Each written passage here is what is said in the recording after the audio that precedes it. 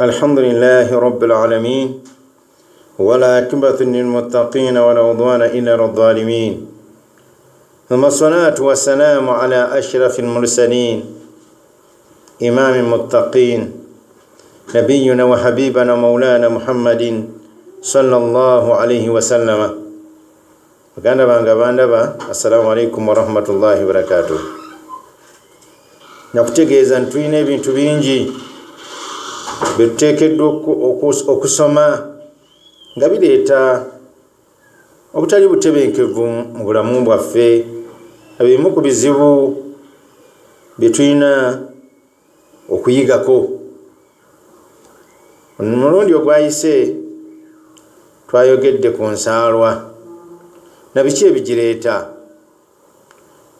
Njagala buli kimu tukisome kyokka maaso eri tubigatte. Allah ayogera mu Qur'an ekitiibwa hikayan an Yaqubu alayhi salam.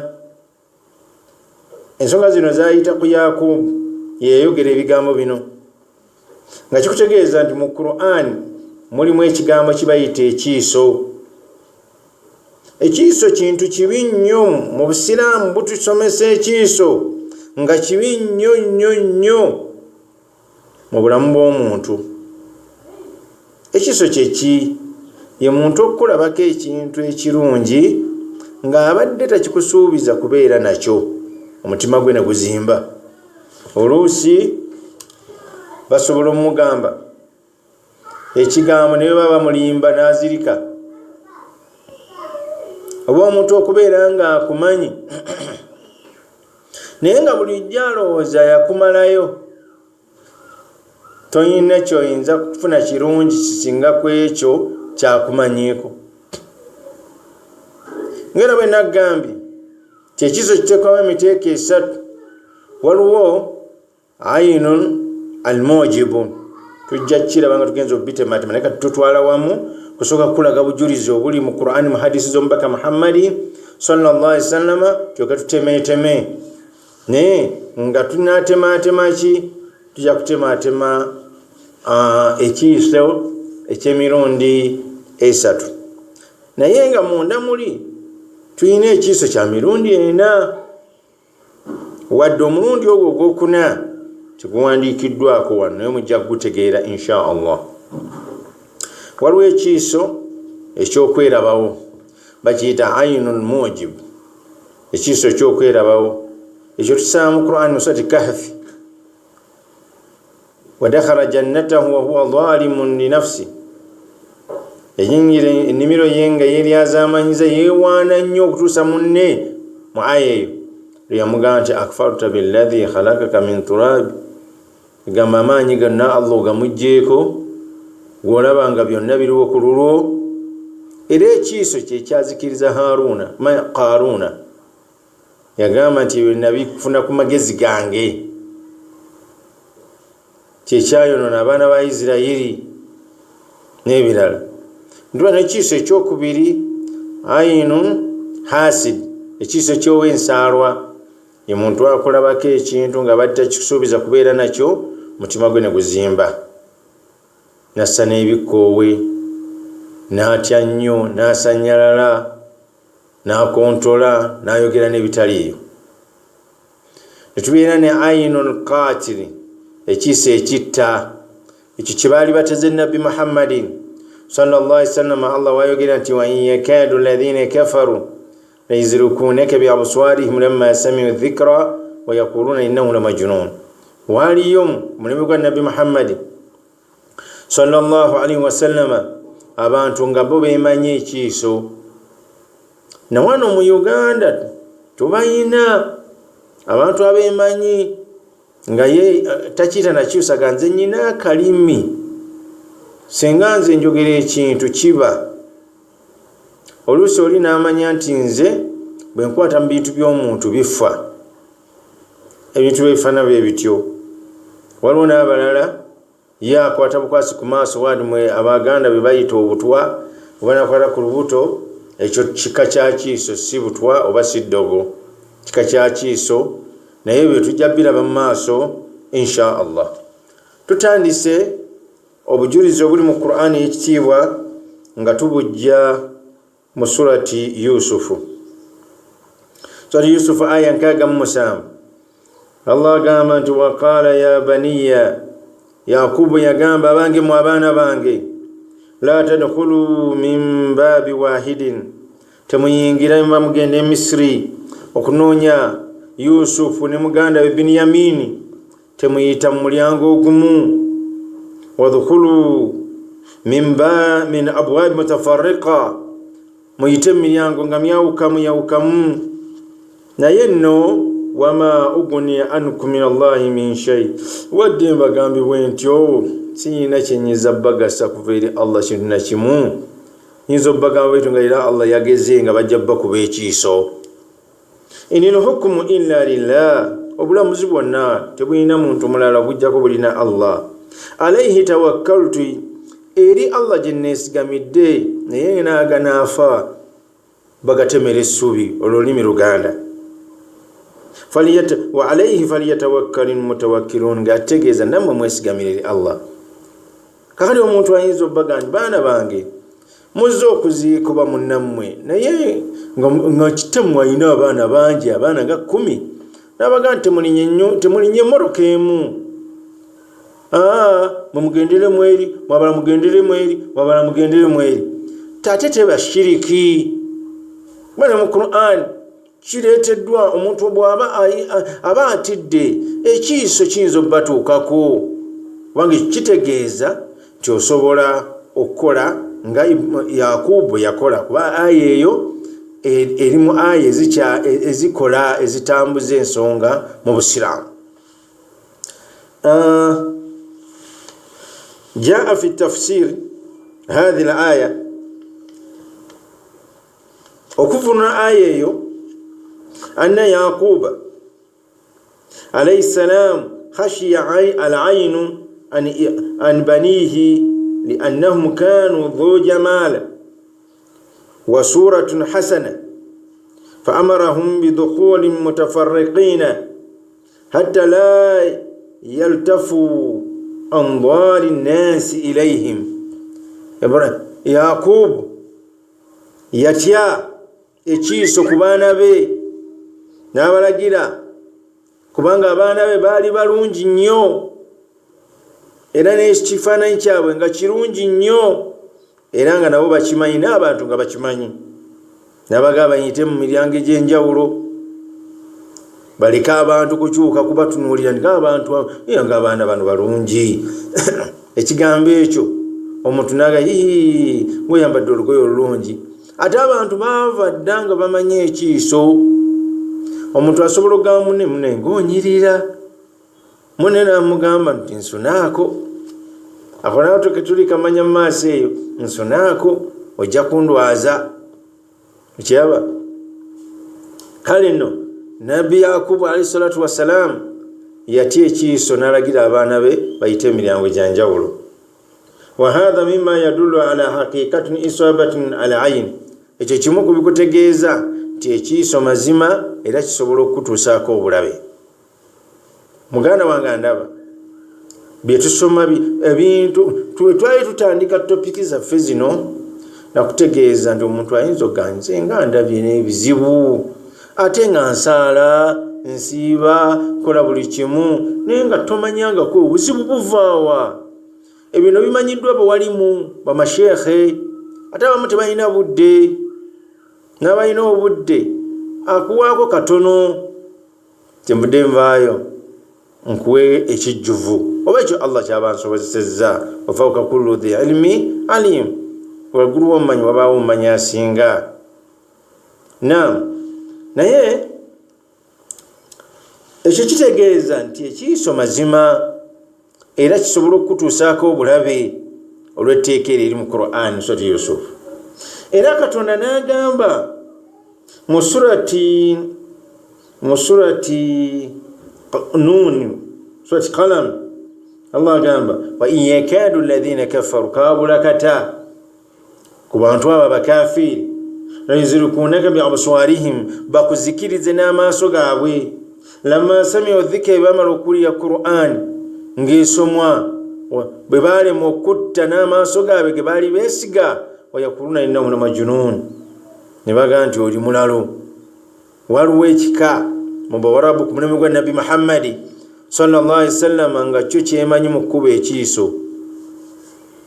Era Abawarabu baagula, Abakuraishi baagula ekika ekyo, ne bagulayo omusajja omu eyeemanyi ennyo, nga yagamba n'okugamba nti ekiiso bwe kiba kinvaamu nga nkikuba omuntu, mpulira n'ebbugumu nga liva mu maaso gange, nga naawe bw'owulira ekiniga ku mutima nga munna ayiseemu nga gwe toyiseemu. N'olaba kale kano kaba katya n'omukazi omulungi bw'atyo, n'owulira ennugu, kati yawuliranga muliro mu maaso nga gumuli bubi. N'olw'ensonga eyo tugamba nti ekiiso mazima. Era tafsiri wa aya yagamba anna almuradu biqawlihi ta'ala, ekyagendererwa mu kigambo kya Katonda eyo yawugala n'agulumira ekigamba nti la yuzlukunaka ay ya'inunaka bi abswari, nga bakukuba amaaso gaabwe ebiiso, bimaana yahsudunaka, awo kyetwagambye nti yashtarikani fi shay, bakolera ensaalwa eyo kasitevaamu okwogera biba byegasse, nga tukiyita ainul hasid, ekiiso ekyensaalwa. Libukuduhum iyakan, olwokuba bamwinako ekiniga, bamwinako ennugu. Walawula wikayatullahi laka wa himayatuhu, Allah agamba Nabbi Muhammad nti senga tebwali bukuumi bwa Allah, kugema kwa Allah kwe yali amugemye n'obukuumi bwe, minuhum, kuba abantu abo baali baddenga ekiso kibamukubya olunaku olwo, Nabbi Muhammadin sallallahu alaihi wasallam ahazikirira. Wa fi hadhihi al-aya, mu aya eyo, dalilun, mulimu akabonero ala anna al-ayn isabatuha wa ta'thiruha haqqun bi amri llahi azza wa jalla, ekiiso effekti yakyo n'okutuuka engeri gyetuukako omuntu nekimukosa kyamazima gyekiri, naye nga kijja kiddi biiznillah, kulw'obuyinza bwa Allah. Athaniya, ensonga ey'okubiri okutegeeza nti ekiiso mazima tugenda kisomako otegeere n'engeri gy'oyinza okukyejjanjaba. Waradan ahadith kathira fi ithbatin anna al-aynu haqqu, hadisi nyingi nyenywevu ezinyweza ensonga y'okubeera nti ekiiso mazima weekiri. Esooka ana Abi Hurayra radiyallahu anhu, hadisi ng'ejjibwa kwa Abi Hurayra okusinga Katonda kubeeyo ku ye, qaala, yagamba, Abi Hurayra agamba ani Nabii sallallahu alaihi wasallam, ng'ebigambo bino bijja ku Nabbi Muhammad ebyengano emirembe bibeere ku ye, qaala, yagamba, al-aynu haqqu, ekiiso mazima. Hadisi y'okubinga egamba ana Aisha radhiyallahu anha qalat, hadisi ng'ejjibwa ku Aisha okusinga Katonda kubeeyo ku ye, yagamba, amarani nabii, yandagira omubaka Muhammad, aw amara, oba yalagira, an yastarqa min al-ayn, okujjanjaba abantu babajjanjaba ekiiso nga babasomerera. Hadisi eyokusatu egamba ana Anas radiyallahu anhu rakhasa an-nabii sallallahu alayhi wasallam, nabbi yawa olukusa fi ruqya min al-ayn, fi ruqyati min al-ayn, omuntu okujjanjaba ekiiso mu njjanjaba eyo gye tumanyi ya ruqya, bamusomerera ekiiso awone.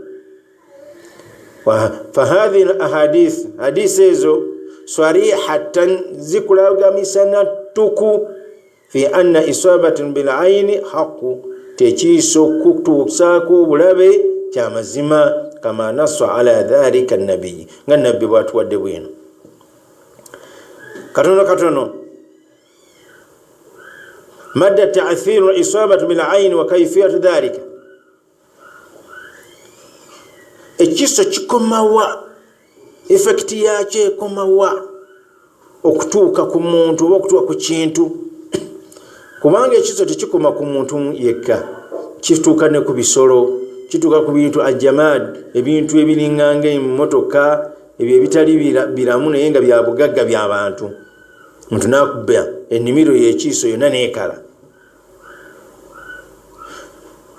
Kyetusoose okusomako kitulaze nti ekiiso kirina obuzibu bwe kituusa ku bintu oba ku bantu. Naye lil ayni ta'thirun sari'an biidhnillah, ekiiso kiyina tugambye nti eriiso liyina obuzibu bungi obutuusa ku muntu okutuuka lwabeera nga ekiiso kisobola okumutta n'afa. Era ekiiso kisobola okuleetawo ensimbu, omuntu n'alwala n'atandika okugwa ebigo.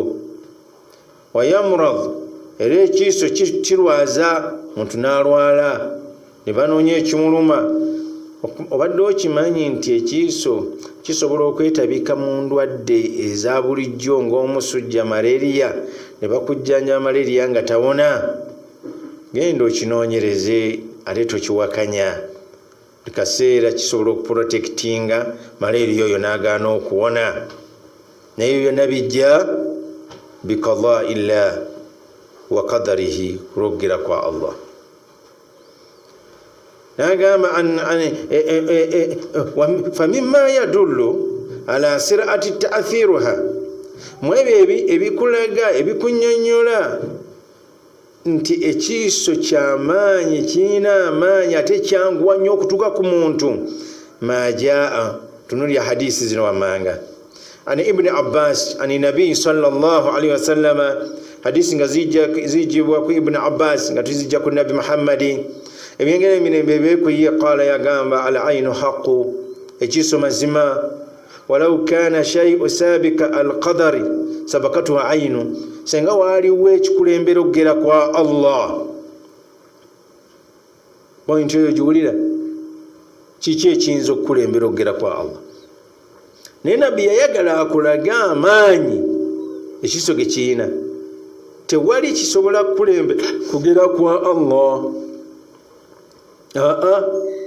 Naye agamba senga waliwo olukusa olukkiriza okubeera nti waliwo ekintu ekikulembera okugera kwa Allah, la sabakatuhu al aynu, ekiiso kyekyali kulembedde okugera kwa Allah. N'alyoka atukubira atuweerawo eddagala kumangu nnyo n'okugema.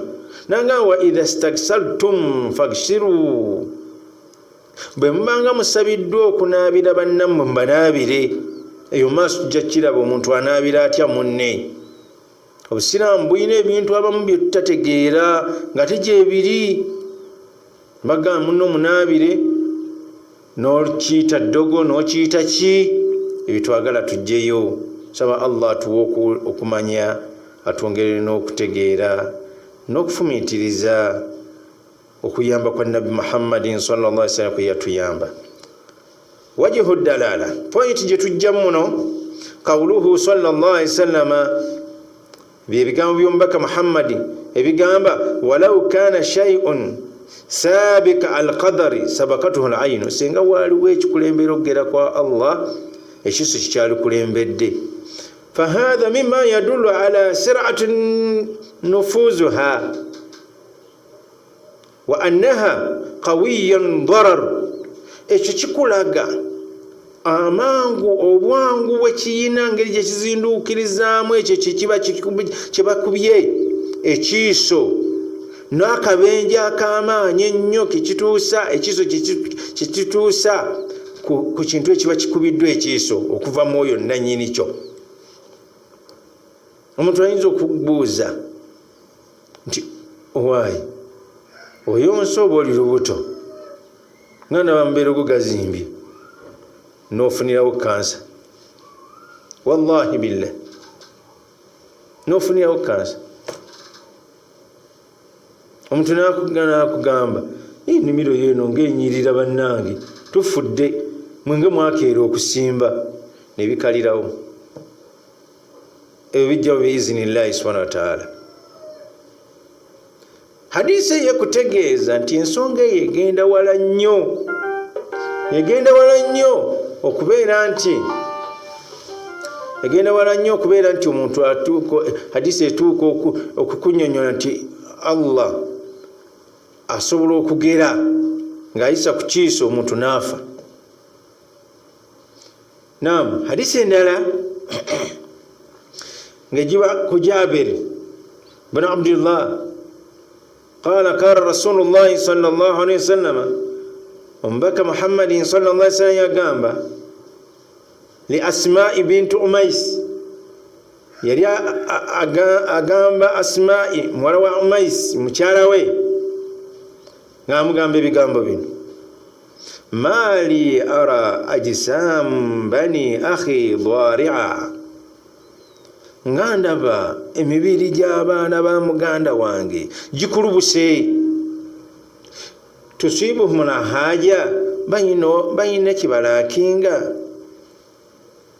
Qalat, nagamba Asma'i bint Umais, la niddan ya Rasulallah, walakin al aynu tasra'u ilayhim, munange amaaso g'abantu gabayitamu nnyo, gayangwa mangu batuukako, ebiso by'abantu bibakuba nnyo abaana abo, kyova olaba nga balinganga abalwadde kwasako, nga balinganga abatalya mmere, nga bonna bakulubisa embirizi ziri kuli. Omuntu oyinza okulabirira omwana n'omulabirira n'omuwa buli kamu naye nga tanyirira, naye ng'olubereberye yali anyirira. Manya nti ekiiso kimutawaanya, yatagwamu ndwadde naye nga batumutwala mu ddwaliro tebalaba bulwadde, ogenze bakugaye bamuloga bakoze eki, naye nga hadisi yaliwo ku mulimu gwa nabbi abuuza, nga ndaba abaana ba muganda bange bakulubuse, bayina obwetaavu, endyambi. Nagamba nedda. Asma'i bint Umais nagamba nedda, naye amaaso gabayisa bubi, amaaso g'abantu babakungiriza nnyo. Ombaka Muhammadin teyawakana, kakiba kitegeeza nti Nabi Muhammadin sallallahu alaihi wasallam omukyala kye yamugamba yakikkiriza. Okusinziira ku ki? Qala, nabbi yagamba arqihim, bajjanjabe. Ayati nabbi tayinza kulagira ku bajjanjabe okujjako bikitabillah, n'ekitabo kya Katonda Qur'ani ekitiibwa. Qalat fa'aridtu alayhi, nene osisigiriza nenetunulira eri neteragwa, nagamba jjanjaba abaana bagundi. Nabbi nakanyamu, qala irqihim, kugambye bajjanjabe. Kyala kyalina okukola yatandika kubajjanjaba. Wajihu dalala, point gye tujjamu eriwa, wa mima yadulu ala annaha taqtul qawlu al-asma'i, kyekigambo kya Asma'i ekigamba kitya? Lakin al-aynu tasra'u ilayhim, ti ya Rasulallah tibalina buzibu naye amaaso ge gabatuusaako obuzibu. Fa aqarraha an-nabiyyu sallallahu alayhi wa sallam, ombaka nakikkiriza.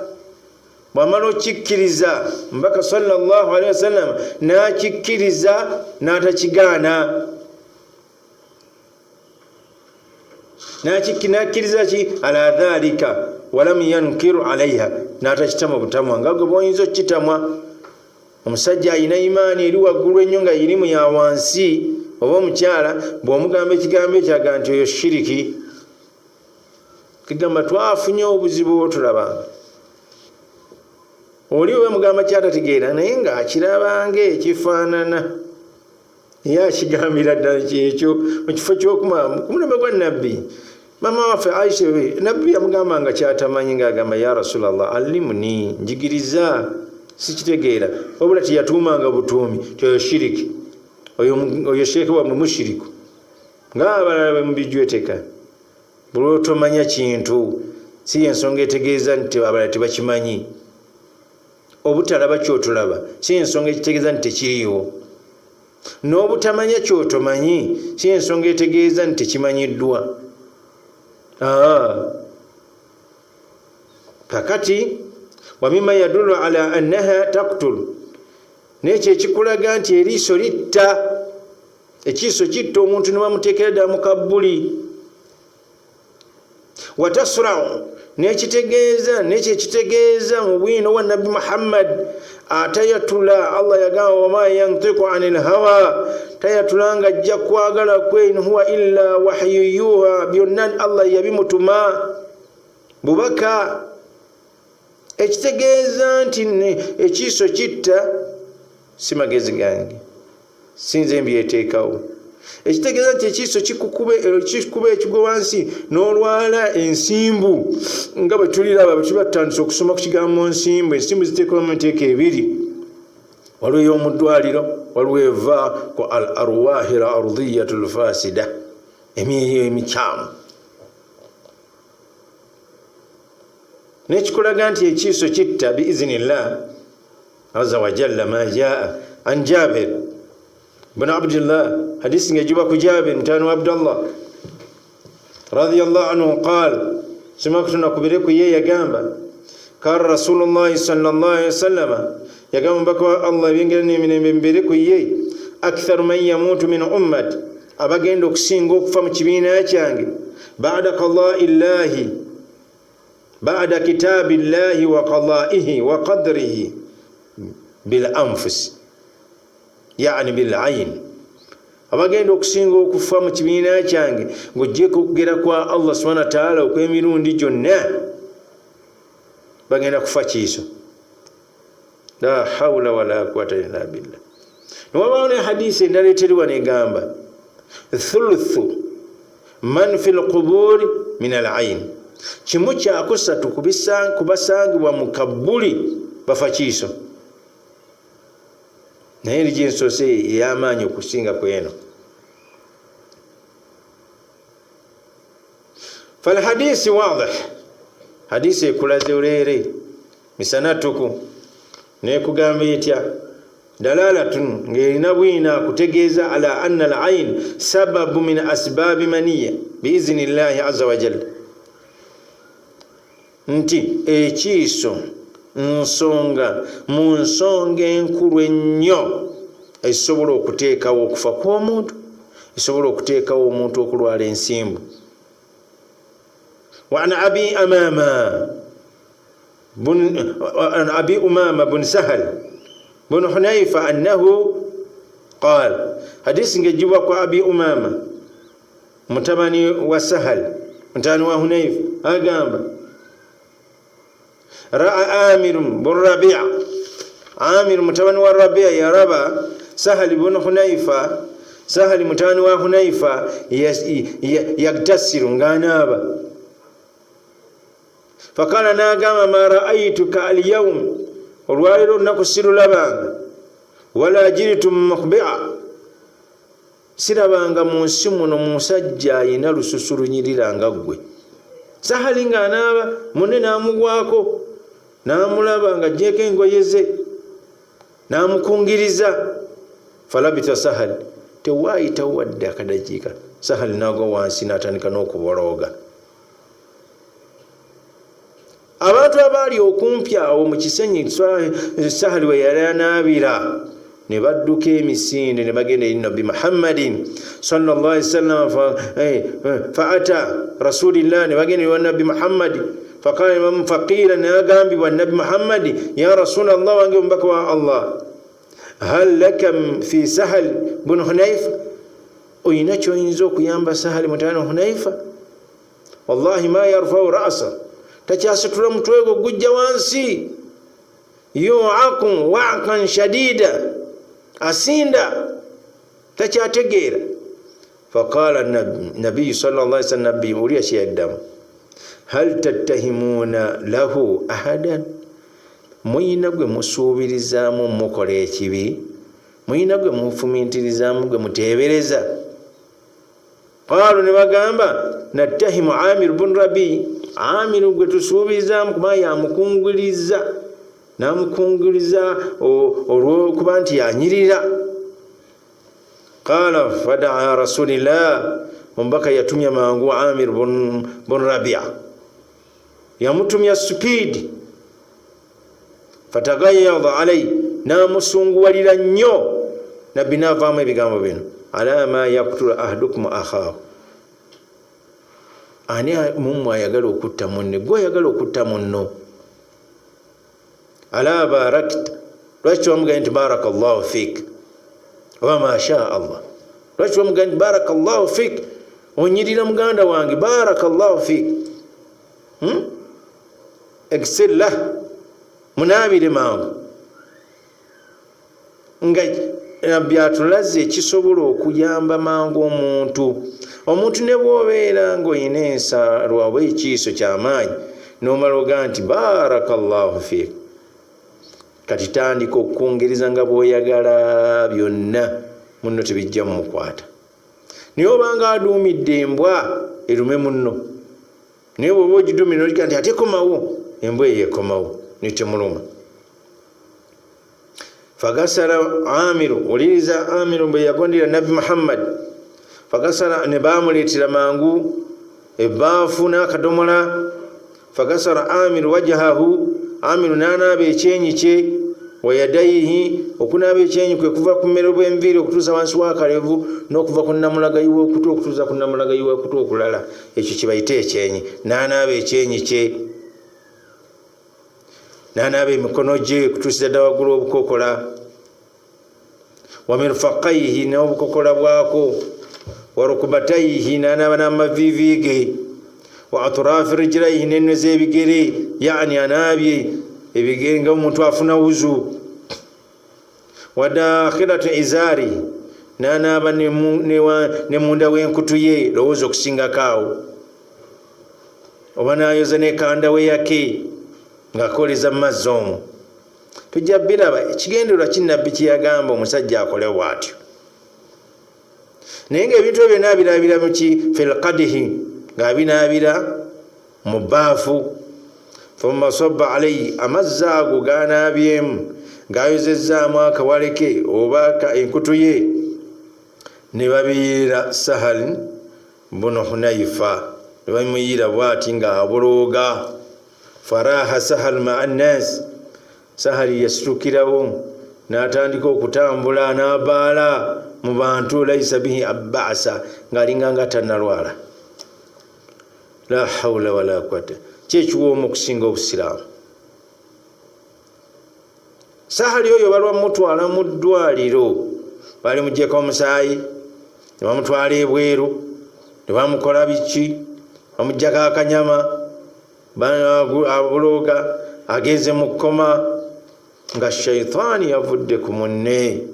Ate abasajja abo baali batya Allah bombi, naye okuba nti shaitaani yagala otusuuza buli kimu, akalimi kano olumugambe olukungiriza, eyo shaitaani ejjanga eyingira omuntu ng'emukola ebibi. Wajihu dalala, pointi gye tunoonyamu eriwa qawluhu, ekigambo ekigamba falabita, ay sara'a oba suri'a.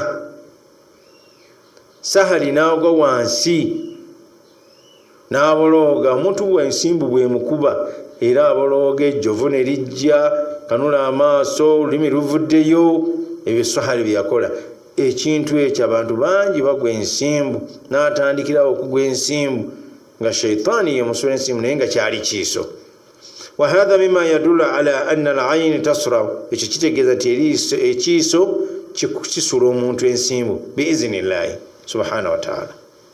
Era mulimu wajihu dalala endala mu hadisi eyo, yeriwa point endala, qawluhu sallallahu alaihi wasallam, kyekigambo ky'omubaka, ala ma yaktulu ahadukum akhaahu, gwe oyagala okutta muganda we. Dalilu ala anna al-ayn rubama qatalat, kabonero akategeeza nti ekiiso kitta. Bannabbi teyali kikoze. Lumu Nabbi Muhammad ku bitali wano yagamba Aisha yamuleetera enva, n'afumbira ku kifugi. Katugeze wano n'asiika emmale yaabwe oba n'asiika engege yaabwe w'empuuta, naye nga ku mizigo abalala tewali. Nabbi yakomawo aka n'amugamba, Aisha oyagala kunzita? N'amugamba, nkutta ntya ya Rasulallah? namugamba lwaki ofumidde ku kifugi. Aisha amugamba teri waliwo mutawaana ki alla yusibana al-ayn, ekiiso kireme kututuukako. Musajja ajjako omuntu ajja okukuba enva zino ekiiso, omuntu amira eggumba limufumita afe. Bizibu ebyo bituukako. Era bwino akula njagala kusooka kukolaga bwino tuyoke tutandika okutema, abayivu bajje batandika okutematema okutuusa ku ekyo kyennyini kyoyinza okubeera ng'okiina. Wa an Jabir bin Abdillah radiyallahu anhu qala li Asma'i bint Umais, nabbi yayogera ekikutegeeza nti eriiso lirwaza. Hadisi otugirabye emabega ekomyewo. Mali ara ajisami bani akhi dhari'an tusibuhum alhaja, ndaba abaana ba muganda wange bakulubuse, ennyama ebaweddeko, bayinamu obwetaavu nga embeera zaabwe si nnungi. Qalat la, mukyala Asma'i bintu Umais agamba nabbi nedda, walakin al-ayn tasra'u ilayhim, ekiiso kyanguwa mangu batuukako ne balwala. Wajihu dalala, kyetunoonyamu point, kyetunoonyamu anna al-aynu tu'thiru fil insan wa tadarra'uhu, ekiiso kiina effect gyekituusa ku muntu ne kimulwaza n'akulubuka naggwamu yenna n'abeera ng'alinga atalya mmere. Olwo oba tolwadde. Ay tad'af, kirwaza ekiiso. An Salma radiyallahu anha anna nabiyya sallallahu alayhi wasallam, hadisi ngejwa ku Salma yali mukyala wa Nabi Muhammad sallallahu alayhi wasallam, agamba ti Nabi Muhammad sallallahu alayhi wasallam ra'a fi baytiha jariya, yaraba mu nyumba ya Salma n'alabamu akawala. Wa fi wajhiha safa, nga mu kyenyi kyakawala ako mulimu ekipaapi. Faqala istarqu laha fa inna biha an-nadhar, naga mukajjanjabe kaliko ekiiso ky'ejjinni, amajinni gakuba ekiiso. Mwawulirako omuntu ng'agamba nti waliwo ennamba ezitwekubako, ennamba n'olaba 125, ennamba ezifaanagana bwe zityo, ebyo nabbi yabiranga dda.